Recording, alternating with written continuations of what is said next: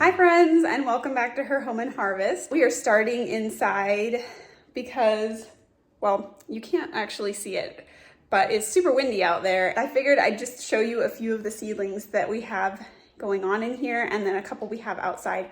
I'm gonna preface this entire video by saying I'm a little bit embarrassed by what this all looks like because we've had some crazy weather. The last like 2 months, I feel like it's rained at least once a week, which is probably really great for a garden if you know how to garden like that, but I'm just not used to it. Every year I've ever gardened, I've never dealt with it. And so, yeah, it's a learning experience, and I'm sure some things out there are gonna thrive very well because of all the rain that we've gotten, but a few things did not fare very well because I might have put them in the ground at the wrong time. Which I will definitely show you. I figured right now, let's just get started showing you the seedlings that I'll explain it when I get there. Let's just get started. All right, so this is my little seedling setup right here. It's very minimal right now. These two and these two are both cucumbers, and what's this? Oh, this one in the end is actually new. These two are probably gonna be a little while before they germinate. Those are cayenne peppers. After deciding I wasn't gonna grow them this year, my husband decided, hey, I really liked those dried cayennes because I dried them this last year, and he asked me to grow them again. And then this row in the back here is tomatillos, which I will explain later why I am growing those so late as well. And then basil, I just had 3 little seedlings left in a packet, and I decided to try to grow them even though I have way too much basil outside. These two, I think, are both Black Beauty zucchinis. Yeah. These are both, whoa, Black Beauty zucchinis, and you can see that guy's popping up right there. And these will get transplanted out as soon as they have like a decent set of true leaves on them. And then back here, these were kind of a last second decision. These are the small sugar pumpkins. These are the rest of the seedlings that haven't been planted yet. Down here is a California Wonder Pepper, I think.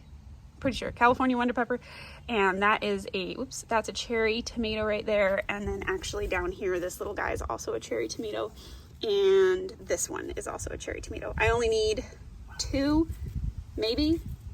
This might also be a cherry tomato, actually. Yeah, I think all 4 of these. I only need 2, so we'll probably give away. I didn't expect them all to do so well, so I'll probably give away those. The rest of these are all Roma tomatoes, which we might get some of those in the ground today. These are some leftover onions because I planted out the onions, and I decided not to plant all of these because of the weird weather we've been having. I know they're thin and spindly, but I don't know, they did fine when I planted them like that last year. Oh, and then those 2 back there are jalapenos. And that's it for the seedlings that have not made it into the ground yet. Okay, I figured we'd start over here. We've got some bok choy, and then these are all the strawberries that we've started. I think I remember telling you guys I was not convinced they were going to do anything, and they have started coming up, so I'm very excited about that. However, this entire section has been planted out. Granted, it's like a week behind, but you can see it here, and all of those were from a packet that I was even more concerned because these ones, when I put them in, the roots were like this long, and then when I put these guys in, the roots were like this long, and then those are just a couple of green onions sprouting through. I'm not thinking we're gonna get anything, but I'll keep watering them and we'll see what happens. Over here we have the spinach and some carrots that I need to thin a little bit today. And these are one place that I put those new baby onions. And then these are actually, it's hard to see, but there's a couple of them sticking out here. This whole section right here are red onion sets. And I want to talk just a little bit about why I'm planting onions from sets, because I think if you do any research online at all from other gardeners, you're going to find that most people recommend starting onions from seed, because when you buy them from, or I think you can actually buy onion starts. I don't know if that's what they're called, but they're essentially somebody else started it from seed, and you're buying like the little spring onion version. Loud airplane. Anyway, so I start my onions from sets. I do both, but I will admit they don't grow as big. But for some things I don't care, and red onions in particular, I don't care if they don't grow that big, because I rarely use a whole red onion. I usually cut it into a quarter or a half and then end up having to throw the rest of it away because eventually I find it in the back of my fridge because I forgot about it. And so it's worked really well with me growing red onions from sets because they only get to be about maybe this big. But I have found, I have a small family, there's just 3 of us, and my daughter won't eat them yet, she's only 2. And so that size is perfect for our family. All right, and then I wanted to point out that there are now only 3 cabbages in this bed. I had planted originally 5, which was way too tight. And so they weren't ever gonna grow like a actual cabbage head because they didn't have enough space. So I went in, I'll show you what that looked like, but I just thinned those 2 out. And then I've just been pulling the lettuce out as I've been wanting lettuce instead of, you can always just come right down here at the base and chop it and it'll grow back. But I really want to get more onions in here. And so instead of doing that, I've just been coming in and popping off like an entire head of lettuce, which some of these like look so good. I'm so proud of how these came out, you guys. And I've been eating salad all the time, which is a great benefit. It is definitely something I would not be doing if I did not plant these. And then in this bed also I had two cabbages and that just wasn't going to do it, and so I pulled one out, and you can see how massive that thing is. I mean, like, this is my hand in size comparison to this thing. It's huge. So hopefully that will head up nicely. We shall see if we planted that too late or not. It's our first year growing cabbage, so we gotta live and learn. This is some cilantro, more lettuce that I'm very proud of and excited about, but I do have plans for this area. So again, as I want this lettuce, I'm just gonna rip it out. This is all basil. So remember I said earlier, I planted too much basil. There's a lot here and I have more elsewhere. These are all radishes, I think. They could be turnips. I'm pretty sure they're radishes. No. I take that back. These are turnips. I did not plant radishes. That's right. I just don't know if they're purple globe turnips or if they're the golden globe. The little purple stems down there are making me think that they must be the purple globe. And I'm gonna thin these as well. This is some cilantro going to seed. Some green onion right here. You can never have enough green onion. I love green onion. Honestly, wish I'd planted more. Our pineapple, which is just chugging along here. This was an experiment. This is well, it's not an experiment. This is how I grew my sweet potatoes last year. I just shoved them halfway deep into a planter and kept them watered, and they shot off slips in like a matter of weeks. This has been in here for like a month. Not a single slip has come off of it, so I'm not really sure what to think about that. This is one of the cucumbers, which when I transplanted out, like I said, I didn't really do the best job with my transplants this year, and I don't think I hardened this off well enough, and so it's definitely got some sun damage. So I'm hoping that it can bounce back, but if not, we have those ones growing inside that can replace it. Here is another strawberry plant. We were experimenting with putting it in here. I will just see how that goes. These potatoes have been looking like that for like a month now, so I stopped watering it, and I actually want to see if we got any potatoes. The soil in here is super dense, and so I'm not convinced it did really well, but we're gonna go ahead and find out. That's just some oregano with a couple of wildflowers popping up in it. Up here we have green onions, space to grow some more stuff, and then back here I seeded more basil. But this soil, if you can see, it's pretty dry. Like, it dries out so fast, and so I covered it with just some plastic, and we're gonna see if that helps with the germination. Another pineapple here. And then this is our overwintered jalapeno. I just always want to pull it out because it looks like it's dying, but then it always puts out jalapenos. I will say they're not usually this tiny though, so I probably needs a little it probably needs a little TLC to get it back up and going like normal. Like, this is more the normal size that it would put out. They're small, but they're not like this small. So we'll see. Back here we have more pineapples. These are just some chrysanthemums we planted. I probably should dig these up, honestly, and put them somewhere else because this planter is a bit overkill for them, so we might do that. This is the lime. This is the bear's lime. Some fruit are starting to show up on it. I'm very, very hopeful that I'll get some this year, but every year the fruit ends up getting knocked off by the wind, so I hope that doesn't happen. And then last but not least, we have the mandarin, which I think it's the Dancy mandarin. And it's just barely starting to consider flowering. I don't know if you can see that. So we'll see how that does. At the bottom of the hill, we have a bunch of weeds. And then these are actually some zinnias that I planted, and they did fine in the rain. This was an attempt at overwintering a Thai pepper plant. Not convinced that did super well. These are the tomatillos that I put in the ground. This is the only one that even looks like it's kind of surviving. One of them already snapped off at the base and died. This one, yeah, I think you can see what's going on with that one. I planted them, and 2 days later it rained super hard and they just couldn't handle it. And that was my bad. So hopefully we'll get more next time. I'm just gonna come up here now. This is the Eureka lemon. It's doing fine up there. Let's see if I can zoom a little. That is the Caracara orange, and it is blossoming. It smells really good. Here we planted 3 of the Romas, and this is where I'm going to plant the other ones here too. So we might get a couple of those done today. We'll see. But they're doing great. I planted these the same time as the tomatillos, and they handled it a lot better. So we planted a couple of cucumbers, and remember I said I think I planted them out a little early, so they have a little bit of sun damage. Not too bad. This actually gets a lot less sun than the one on the patio, but you can see something starting to eat it. These are pole beans, which they're doing great, except over here something's trying to eat it as well. I will reseed these if I need to, but my hope is that it will go up and over this trellis. And then these are the 2 peach trees, which I'm going to insert some footage of what they look like a couple of days ago, because this tree was just phenomenal. They're so stunning when they bloom like that. And then those are the apple trees. They're doing okay after the major pruning I gave them. And then these are the pluots, which are just starting to put out their leaves. And as you can see, tons of flowers. This entire section is waiting to be planted out. That is just, those are actually the cabbage that I thinned out. And my husband asked me to keep all of the wood that I trimmed off. I think he wants to try to use it in the smoker, but I don't know if that's a great idea.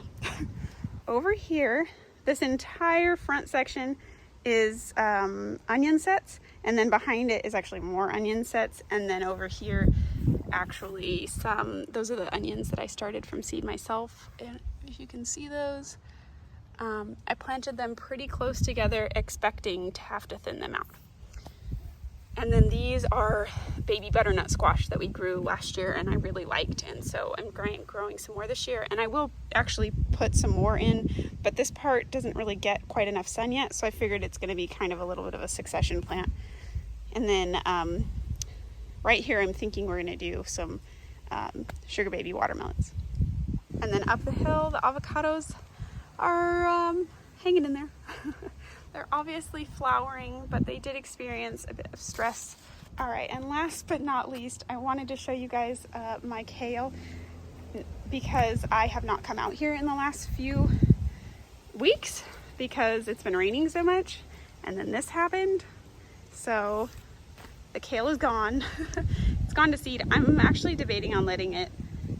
This is Lucinato, not really sure how to pronounce that, but it's an heirloom seed, so I should be able to save seed from it. So I'm actually debating on letting it just keep going so I can try to save seed from this. Plus apparently the bees are really enjoying them. Oh, and I almost forgot, I wanted to show you guys, look, the fruit is already set on these August Pride peach. So when they get a little bigger and I can spot them a little easier, I'm gonna come through and thin them, because like this tiny little branch here cannot support the 1, 2, 3, 4, 5, 6, 7, 8 fruit that are on it. So we'll come in and thin that out, but that'll probably be next month. But I just wanted to show you, we have peaches.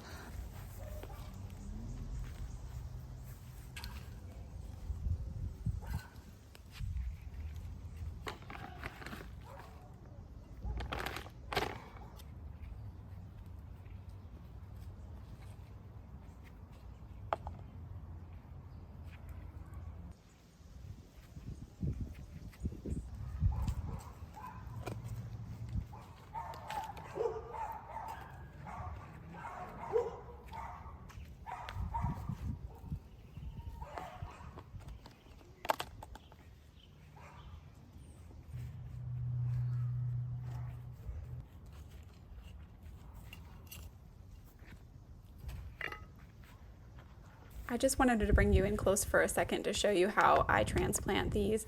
After taking them out of the pot, I go ahead and remove the bottom leaves from maybe the bottom 6 inches or so, just depending on the plant I'm looking at. Trying not to take more than like 30% off. But you do that because you can plant it deep. All those little hairs you see right there are going to become roots or have the ability to become roots. So you can do this with tomato plants where you remove the bottom leaves and plant them deeply so that it gives the plant a little bit more stability and a better root system to help it thrive. I want to mention that I'm using reused transplant pots. I think you saw some of those for Bonnie pots, and if you look closely, the very first one I planted was actually an ice cream container. You can use whatever you have around the house. Just make sure you put holes in the bottom of it and that it's big enough to support the plant that you have.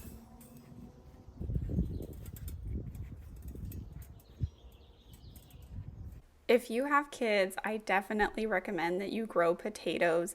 I'm going to talk in a little bit about why they're not necessarily the best thing to grow, but for kids, they're so much fun. They're fun as an adult. I enjoy pulling the potatoes out, but it's like a little treasure hunt, and it's a great way to try to get your kids a little more involved in the garden. I don't have my daughter helping me right now. She's about 2 years old, and she would go wild for digging these with me. So just a little something to try if you're hoping to get your kids involved. All right, so this is what we got. I'm gonna weigh it. I'm gonna guess it's like 5 pounds. It's pretty decent. I am so impressed with how big some of these red potatoes got. And so that'll be fun. Maybe one pot of mashed potatoes, but it was worth it. I will say, if you're trying to grow, to cut down your grocery budget, don't grow potatoes, because I grew this is probably $3 worth of organic potatoes. But the thing is, I had some potatoes like I have right here that just went bad. And oh look, I missed one. Can add another one to that. But they just, I don't want to eat this anymore. And so I am just gonna plant these just like I did with these, and I'll grow, maybe $4 worth of potatoes. And so I am just going to do what I did last time, which is I had potatoes that had gone a little farther along than I'd like them to, and I threw them in a bag and figured I'm gonna eventually plant them. And so right now, this is also not advised, I'm going to, look at this. I'm gonna go ahead and plant these, and if I get $4 worth of potatoes out of it, great. It didn't cost me anything. I have tons of soil right now, and I have plenty of planters, and I've got tons of these, so it's not really costing me anything to do this. So I'm just gonna go ahead and throw them right back into the same pot. Not really advisable with things like potatoes because of the risk of disease, but this is my big container, and I don't want to use anything else. So like I said, if it doesn't do well, I'm not that worried about it. So we're just gonna go ahead and plant as many of these as I can. I'm pretty sure, a couple of them rotted in here, so we're not gonna plant those. So I think the rest of these all look great. They don't look great, they look awful, but they look good for planting seeds. 1, 2, 3, 4, 5, 6, 7, 8, 9. I would probably normally only do 5 in here. So I think what I'm gonna do is pick the 5 best. I'm kind of intrigued to see what this guy's gonna do, so I'm gonna go ahead and do 6. We'll put these away for later. And I'm just gonna dig them down really deep, maybe 6 to 8 inches, and drop them in water, and we'll see what happens. And you wanna plant them with the eyes facing up, because they're gonna grow up to become your greenery. I did mix a little bit of better quality soil in with this, so maybe that'll help. We'll see. All right, time to go wash our hands. Okay, moment of truth. How many pounds of potatoes? Okay, 4. I think I guessed 5. And that is almost exactly 4 pounds of potatoes. So just thank you so much for hanging out with me today, and I hope that you're learning and growing in your own garden. I forgot to film a little ending to this video, so I figured I'd show you what things look like today now that I'm making this voiceover. Just a few things in the garden that I was enjoying when I went out today. And I would love to hear how things are going in your garden right now. If you have something that's going really well or something you're struggling with, please share it in the comments. I'd love to hear your thoughts. And then also, if you have a gardening channel on YouTube, I'd really love to check out what's going on in your garden right now. So feel free to leave a comment and I will go check out your channel. I just really appreciate you guys coming and spending the time with me, and I'd love to come spend the time with you as well. I make these videos once a month, my garden update videos, so if you want to come back every month to see what it looks like, feel free to subscribe. I'd love to see you around the garden, and seriously, thank you so much for just taking the time to come and see what my garden looks like, all the little successes and failures that I have going on right now. And I hope you guys are having a wonderful start to spring, and I'll see you again in April.